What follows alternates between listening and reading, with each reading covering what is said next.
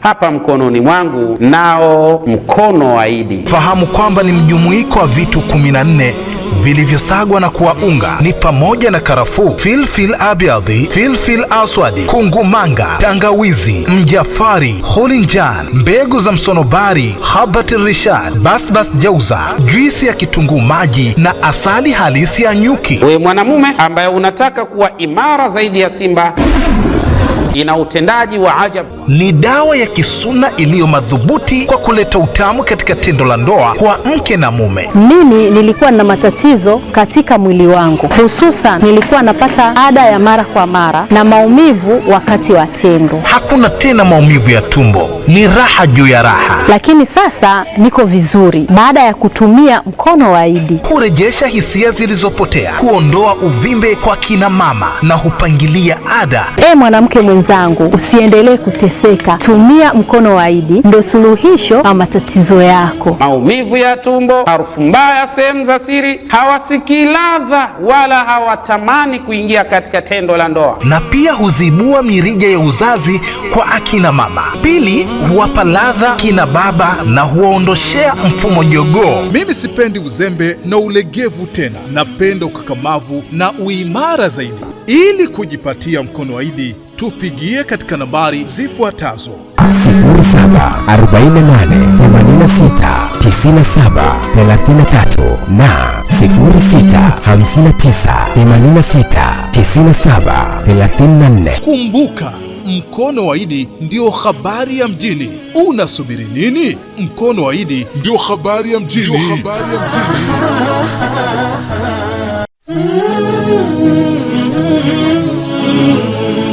Hakika mkombozi amepatikana.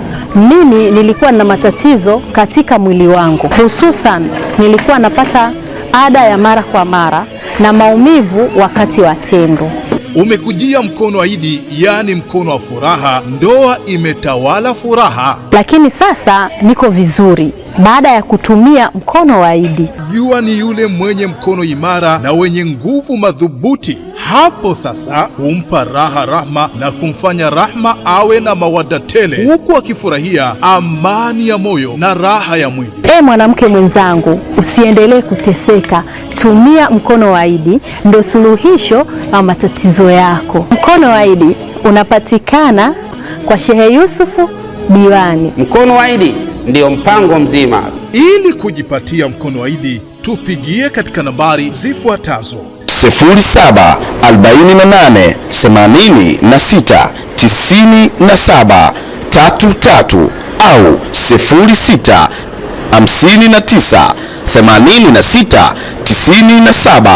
0659869734. Kumbuka, mkono wa Idi ndio habari ya mjini. Unasubiri nini? Mkono wa Idi ndio habari ya mjini. Assalamu alaikum wa rahmatullahi wa barakatuhu. Wa alaikum salam wa rahmatullahi wa barakatuhu. Naam, ndugu zangu, kama ilivyo ada na kawaida, leo ni siku nyingine tena tunaendelea katika darsa zetu, na hasa katika hadithi ya kiongozi wa umma Bwana Mtume Muhammad sallallahu alayhi wasallam, pale ambapo aliposema tafakkaru fi khalqillahi wala tufakkiru fi dhatillah. Bwana Mtume sallallahu alayhi wasallam anasema, wafanyieni tafiti sana viumbe wa Allah tabaraka wa taala, na wala msimfanyie tafiti Mwenyezi Mungu mwenyewe, kwa sababu mtajikuta mmekuwa mujassimin, na mkishakuwa nyinyi ni mujassimin, maana yake mtakuwa ni watu ambao mna aqida iliyo tofauti na aqida ya Kiislamu. Tunakwenda sawa? Mashekhe zetu walipokuwa wakitusomesha hadithi za namna hii, tafakkaru fi khalqillah, wafanyieni tafiti viumbe wa Allah tabaraka wa taala. Kuna somo ambalo tulosoma linaloitwa lisanul hirba, kwa maana ulimi wa kinyonga. Kinyonga anao ulimi. Sasa huu ulimi wake unakupa wewe maalumati gani ya kuyatambua, na vipi unaweza ukamtafiti huyu kiumbe na akakupa nini katika dunia yako, lakini kadhalika unaweza ukatufahamu nini kupitia kiumbe huyu na kuyatambua yaliyo bora katika uumbaji wake Allah tabaraka wa taala. Ndipo mashekhe yetu akasema lisanul hirba, kwa maana ulimi wa kiumbe anayeitwa nani? Kinyonga. Tunakwenda sawa? Naam. Taudu taqatun kamilatu, taudu taqatul kamilatu almukhazzana ila taqatin harakiya. Ulimi wa kinyonga, mashekhe zetu ametuambia ni sehemu ambayo Mwenyezi Mungu Subhanahu wa Ta'ala kaijalia nishati nyingi sana zinarejea hapo katika sehemu ya ulimi wa kinyonga. Lakini nishati hizi almukhazzana ila taqatin harakia, ambazo ameziweka Allah Subhanahu wa Ta'ala kama hazina, na hizi zinatokana na ile mitikisiko anayotikisika, yani anapo zile harakati anazozifanya ndizo zinatengeneza nishati, na ile nishati inakwenda katika sehemu ya ulimi wake. Allah Subhanahu wa Ta'ala amemuumba hirba, kwa maana kinyonga, akiwa katika hali za namna hii.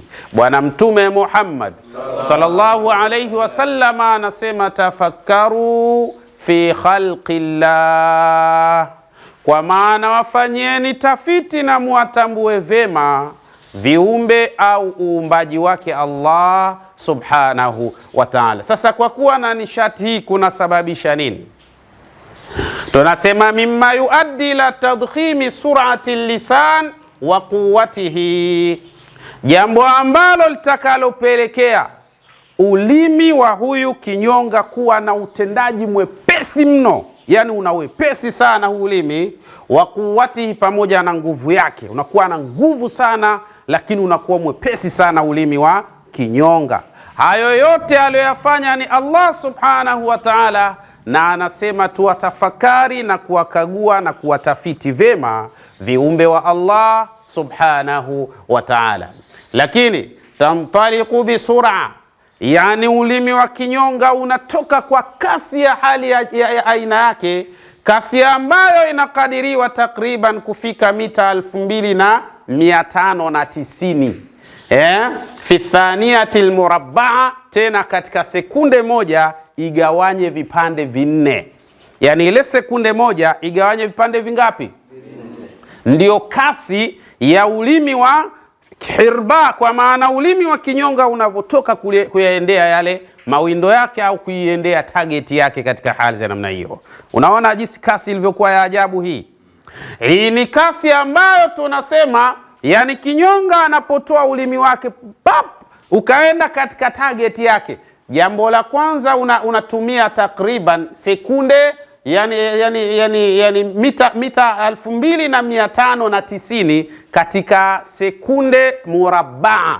Tunaposema sekunde murabbaa, maana yake ni ile sekunde moja igawanye mara 4, ndio hichi kipande kimoja ndio kasi anayotumia kwa kutoa ulimi wake na kufika katika target yake katika hali za namna hiyo. Tusemeni la ilaha illa Allah. La ilaha illa Allah. Haya Allah Subhanahu wa Ta'ala ameyafanya kwa mdudu huyu, na kisha Mtume akasema tafakkaru fi khalqillah, mkitaka maisha, mkataka kuishi vizuri, watafakarini na muafikirie viumbe wa Allah Subhanahu wa Ta'ala. Bila shaka Mwenyezi Mungu ameweka maisha yenu kupitia kwa hao viumbe. Watafakarini vizuri, watafitini vizuri, watakupeni darsa, watakupeni somo, watakupeni maalumati ambayo kwa maalumati hayo mtaishi salama hapa duniani na mtatengenezea kwayo akhira zenu biidhnillah Subhanahu wa Ta'ala. Nani sasa katika Waislamu anayasoma masomo haya? Wapo tumeyapeleka wapi? Sisi tunasoma rawahu na sanadi, basi imetosha. Huko rawahu na sanadi natakiwa tusome sana, lakini na haya pia tusiache, tuyasome kwa kina, tuende ndani kabisa biidhnillah Subhanahu wa Ta'ala. Tunakwenda sawa? Naam. Tunafahamiana? Naam. Lakini hadha raqmu, namba hii ambayo ni 2590 mita 2590 katika sekunde murabbaa, yani inamaanisha anna lisanaha, ya kwamba ulimi wake huyu hirba, kwa maana kinyonga, la tataharraku bisurati faqat, hautikisiki kwa haraka sana basi ikawa imeishia hapo. La, bal yaktasibu suratan hailatan jidda, bali hii ina wepesi wa hali ya juu mno kupita kiasi. Fi juz' min athania, katika sehemu tu ya sekunde, sio sekunde nzima, ni sehemu tu ya sekunde, ulimi wake unakuwa na kasi ya ajabu mno. Sasa wakakaa wale watu ambao sio Waislamu, wakamsoma vizuri nani huyu Hirba, baada ya kuyaona maneno ya Bwana Mtume Muhammad, wakaweza kutengeneza makombora ya aina mbalimbali yenye pawa na nguvu na kasi ya aina mbalimbali, kwa sababu ya kutazama kasi ya ulimi wa nani? Wa kinyonga. Wewe kama Muislamu unayemjua vizuri Bwana Mtume Muhammad, kinyonga amekufunza nini? Hakuna lolote unalojua, wewe upo tu katika ulimwengu huu. Wallahi ni hatari sana. Tusemeni la ilaha illa Allah.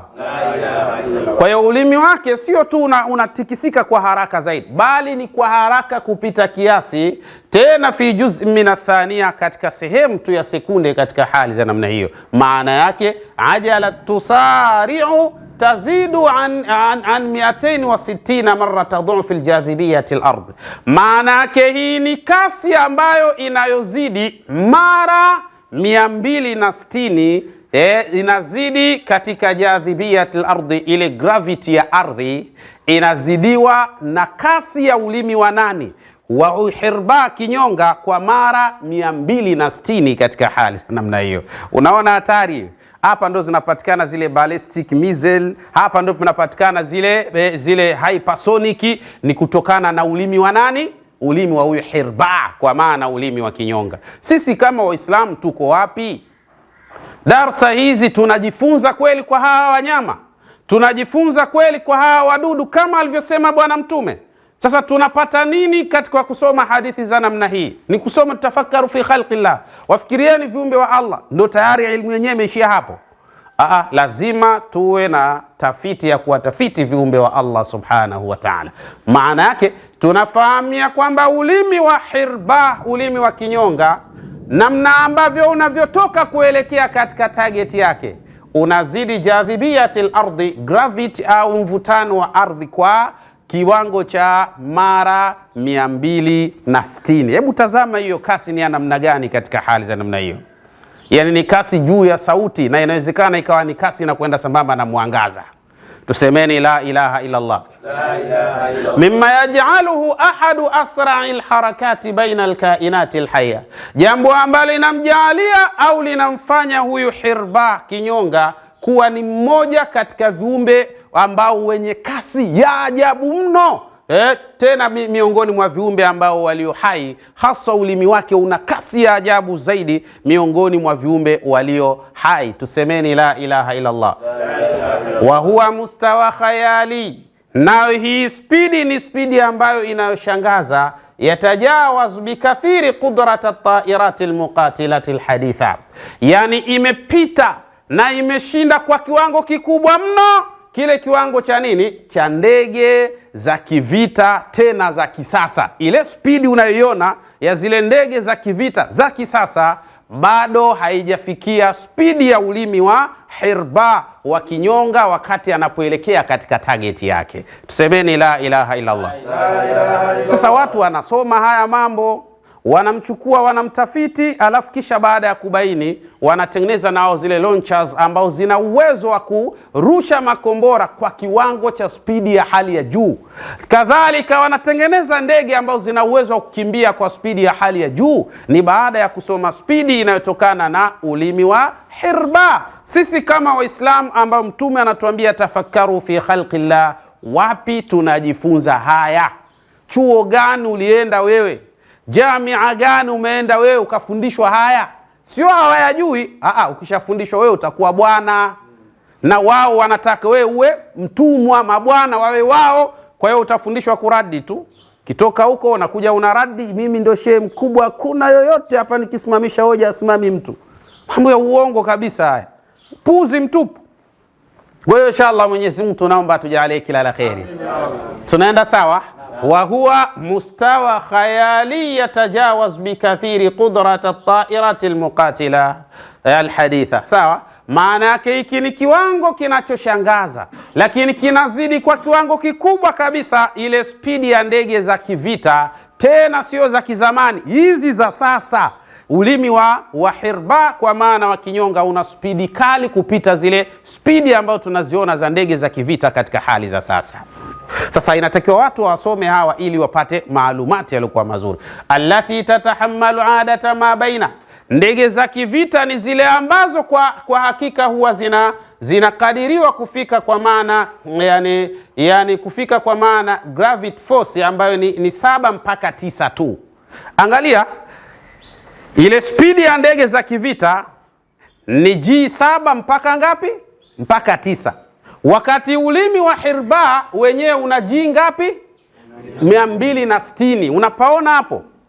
Bado watu wanaendelea kuchukua maalumati kwa nani? Kwa hirba. Mtume sallallahu alayhi wasallam anasema tafakkaru fi khalqillah. Sisi tuko wapi katika maalumati haya? Tumelala tarhaquha, giza totoro kabisa limetufunika. Waislamu ndo watu wa nyuma kabisa katika ilmu, tena wa mwishoni kabisa katika, sio bahati mbaya, ni makusudi kabisa. Watu wakatengenezwa kundi likawekwa, likazi yao ni kupiga vita ilmu, basi matokeo yake watu wamejikuta wako gizani kabisa, totoro kabisa, hawana wanachoona katika hali za namna hii. Zaidi hapo mtu anakuambia tunaomba dalili. Sasa ukimsomea tafakkaru fi khalqillah, kaishia kwenye maneno na tafsiri na matini basi. Zaidi ya hapo atakuletea sanadi ya hadithi hii. Basi hiyo ndio ilmu kubwa, na ndio watu wamepandikizwa ilmu kubwa, ndio hiyo inaishia hapo tu. Huko inatakiwa tusome, lakini na kusoma maalumati yaliyo ndani ya hadithi zenyewe, yaliyo ndani ya aya, inatakiwa twende sana biidhnillah subhanahu wa ta'ala. Tusemeni la ilaha illa Allah.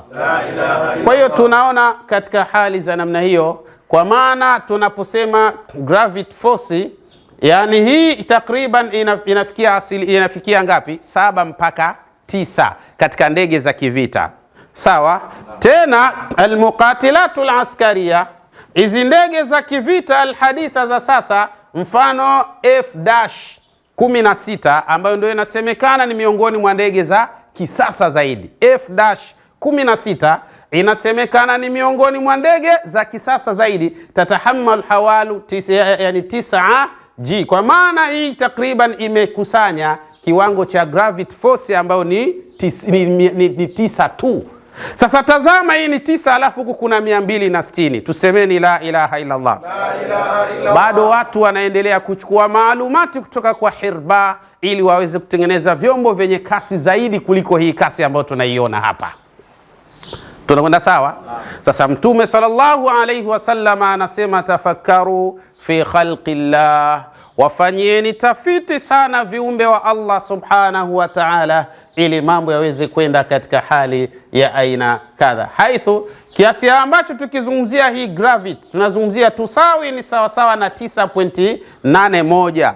Sawa, 9.81. Hicho ndo tunasema ni chombo chenye kasi ya ajabu mno, ambacho kwanza ndo bado mwanzo kabisa huu, tukilinganisha na lisanul hirba, ukilinganisha na kasi na ambayo inaelekea katika target ya huu ulimi wa kinyonga katika hali za namna hii. Tusemeni la ilaha illa Allah.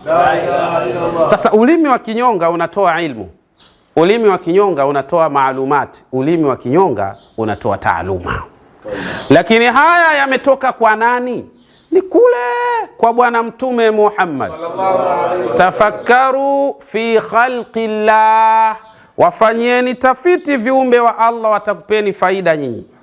Wafanyeni tafiti viumbe wa Allah, watakufanyeni nyinyi kumjua Allah tabaraka wa taala. Ndio mambo jinsi yalivyo. Sasa leo sisi hatuna habari ya kufanya haya mambo, hatuna habari ya kufanya tafiti, hakuna habari ya kufanya uchunguzi kwa viumbe wa Allah. Hilo sio la kwetu. Mambo ya kufanya uchunguzi na utafiti ni mambo ya wazungu, si ndio tunasema hivyo? Wengi ni hivyo kwamba ni mambo ya wazungu. Waislamu hatumo katika sala la tafiti. Mauzauza makubwa kabisa haya. Mtu una dhahabu alafu uijui hiyo dhahabu ina kazi gani kwako? Ndio tulivyo sisi, mtihani mzito. Sasa mudhamu anwa'i alhirba, aina nyingi sana za hawa vinyonga. Buyudatun ni wale ambao wanaotaga. Unajua vinyonga wako takriban zaidi ya aina 1500. Aina zao ni zaidi ya 1500. Sasa nyingi katika aina hizo buyudha ni wale ambao wanaotaga mayai. Vinyonga wanataga mayai, sawa. Watadau baidaha, na huweka mayai yake fi hufari ardhiya, katika matundu au mashimo yanayopatikana ardhini.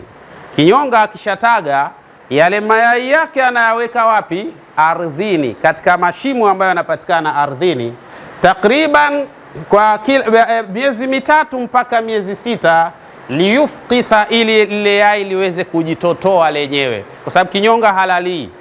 Akishaweka yale mayai pale, yeye anaendelea na shughuli zake. Yatakaa hayo mayai kwa muda wa miezi 3 mpaka miezi 6, yatajitotoa yenyewe. Na hii 3 mpaka 6 inatokana na nini? Na albia, mazingira na yaliyopo katika maeneo hayo, na kiwango cha joto, imma kupanda kwa joto au kushuka kwa joto, ndio ambayo inaweza kupelekea akafanya tafkisi mapema au akachelewa kufanya tafkisi mapema. Ndio maana tunasema miezi 3 mpaka miezi 6 katika hali za namna hiyo. Tunakwenda sawa? Haya. Lakini kadhalika baada 7 ila 12, lakini wapo baadhi ya hirba wengine, vinyonga wengine, wao wanatotoa baada ya miezi 7 mpaka miezi 12, ndio watoto wanafanyaje? Wanatoka katika yale mayai. Mazingira haya tusemeni la ilaha illa Allah. Wa maa dhalik, pamoja na hivyo, talidu ba'dul anwa'i, kuna baadhi ya hawa hirba wao wanazaa, hawatagi. Kuna baadhi yao wanafanyaje? Wanazaa. Mfano, kuna kinyonga anaitwa Jackson. Jackson ni kinyonga, we mzee, sawa. Tena sigharaha hayyan ahya, anazaa watoto wakiwa hai. Baada fatrati hamli, baada ya muda wa ujauzito ambao tastaghriqu, unaokadiriwa kufikia miezi 5 mpaka miezi 6, Jackson anazaa. Tunaelewana vizuri eh? Jackson ni kinyonga. Sasa huyo kinyonga Jackson anazaa kwa miezi mingapi? 5 mpaka 6. Huyu ni katika wale aina ya vinyonga wanaozaa, hawa hawatagi. Tunakwenda vizuri eh? Haya, wataturukuha litufqisa, lakini kadhalika alhirba'ul buyudha, wale vinyonga ambao wana tabia ya kufanyaje? Ya kutaga. Tada'ul untha albid, yani mwanamke wa kinyonga huwa anataga mayai yake min 10 ila 46 baida, kuanzia mayai 10 mpaka mayai 46. Kinyonga wa kike anataga kuanzia mayai 10 mpaka mayai 46 hasba nawi, na hii inatokana na aina ya vinyonga wenyewe. Wapo wengine ambao wanataga mayai machache ambayo ni 10 na wapo wengine ambao wanataga mayai mengi ambao ni 46. Yani hapa katika inatokana na aina ya vinyonga. Wapo wanataga mayai 20, wapo wanataga 25, kutokana na aina ya, lakini idadi ya juu kabisa ni ngapi? 46. Ndio maana tumeanza 10 mpaka 46 kutokana na zile aina za hao vinyonga wenyewe. Tunakwenda sawa? Lakini wanayaweka haya mayai fi hufarin, katika mashimo, tahfiruha fil ardhi, wanayoyachimba katika ardhi. Wataturukuha litufqisa wahdaha, na wanayaacha hayo mayai ili yajitotoe yenyewe. Kinyonga halali mayai, akishataga yale mayai yeye anayaacha hapo, anaendelea na shughuli zake. Muda ukifika, basi yale mayai yanajitotoa yenyewe, wanatoka hirba vinyonga wengine, basi ili mradi maisha yanaendelea katika hali za namna hii. Semeni la ilaha illa Allah. Alhirba Jackson, kinyonga anaitwa Jacksoni sasa, sawa, au alqazma, kwa lugha nyingine tunamuita alqazma, sawa. Talidu sighara ahya, ye huzaa watoto wakiwa hai, min 8 ila 30 saghiran, kuanzia watoto 8 mpaka watoto 30 anazaa. Mwanadamu akizaa watoto wawili tu anasema sitaki kurudia tena uzazi. Sasa kuna kidume huko kinazaa 30, kinatoa wa kwanza, wa pili, wa tatu mpaka 30 na wanatoka sawa. Yumkinu lilinathi, lakini kadhalika huyu kinyonga mwanamke inawezekana kwake wad'u baydin, kutaga mayai, ghairi mukhsabin, bila atakuwa na mume. Yani kinyonga mwanamke anaweza kutaga bila hata kukutana na mume wake, sawa. Duna tazawuji, bila hata ya kupandana na kinyonga mwanamume. Ana uwezo akataga mayai na watoto wakapatikana bila hata kukutana na kinyonga mwanamume.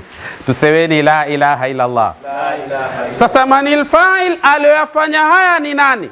Allah subhanahu wa ta'ala, ambaye anatutaka mara kadhaa tuwatafakari sana na kuwafanyia tafiti viumbe wa Allah subhanahu wa ta'ala, ili tuweze kumjua Allah subhanahu wa ta'ala, na sio kuwafanyia tafiti alafu kisha yabakie hivyo. Ni kuyafanyia tafiti alafu kisha kuyafanyia utendaji wa hali ya juu katika tulioyabaini miongoni mwa tafiti za viumbe hawa wa Allah subhanahu wa ta'ala. Watu wanaingia maabara, akishafanya tafiti hizi anaingia maabara. Sasa anaanza sasa kufanya namna gani nitafanya niweze kuvumbua kitu kutokana na taaluma iliyotoka kwa mnyama au mdudu huyu katika hali za namna hii. Ndio Mtume anasema tafakkaru fi khalqillah wala tufakkiru fi dhatillah. Mtume sallallahu alayhi wasallam anasema wafanyieni tafiti viumbe wa Allah na wala msimtafiti Allah mwenyewe, kwa sababu mtakuwa mujassimina na mtaishia kwenda motoni, na matokeo yake mtakuwa na akida potofu na mbaya na chafu kwake Allah subhanahu wa ta'ala. Na mwisho kabisa niseme ya Rabbi, na kuomba warehemu wazazi wetu pamoja na mashekh zetu. Ya Allah, haya tunayoyafanya ikiwa tunapata thawabu, ya Rabbi tunakuomba thawabu zetu wapelekea wazazi wetu pamoja na mashekh zetu, kwa kuwa wao ndio chachu ya sisi kuyajua haya, kwa hurma na utukufu wako ya Allah ya Rabbal Alamin. Assalamu alaikum wa rahmatullahi wa barakatuhu. Hapa mkononi mwangu nao mkono wa Idi. Fahamu kwamba ni mjumuiko wa vitu 14 vilivyosagwa na kuwa unga. Ni pamoja na karafuu, filfil abyadhi, filfil aswadi, kungumanga, tangawizi, mjafari, hulinjan, mbegu za msonobari, habati rishad, basbas jauza, juisi ya kitunguu maji na asali halisi ya nyuki. Wewe mwanamume ambaye unataka kuwa imara zaidi ya simba, ina utendaji wa ajabu. Ni dawa ya kisuna iliyo madhubuti kwa kuleta utamu katika tendo la ndoa kwa mke na mume. Mimi nilikuwa na matatizo katika mwili wangu, hususan nilikuwa napata ada ya mara kwa mara na maumivu wakati wa tendo. Hakuna tena maumivu ya tumbo, ni raha juu ya raha. Lakini sasa niko vizuri baada ya kutumia mkono wa Idi. Hurejesha hisia zilizopotea, kuondoa uvimbe kwa kina mama na hupangilia ada. Mwanamke mwenzangu, usiendelee kuteseka. Tumia mkono wa Idi, ndio suluhisho la matatizo yako. Maumivu ya tumbo, harufu mbaya sehemu za siri, hawasikii ladha wala hawatamani kuingia katika tendo la ndoa. Na pia huzibua mirija ya uzazi kwa akina mama. Pili, huwapa ladha kina baba na huwaondoshea mfumo jogoo. Mimi sipendi uzembe na ulegevu tena, napenda ukakamavu na uimara zaidi. Ili kujipatia mkono wa Idi, tupigie katika nambari zifuatazo: 0748869733 na 0659869734. Kumbuka, mkono wa Idi ndio habari ya mjini. Unasubiri nini? Mkono wa Idi ndio habari ya mjini.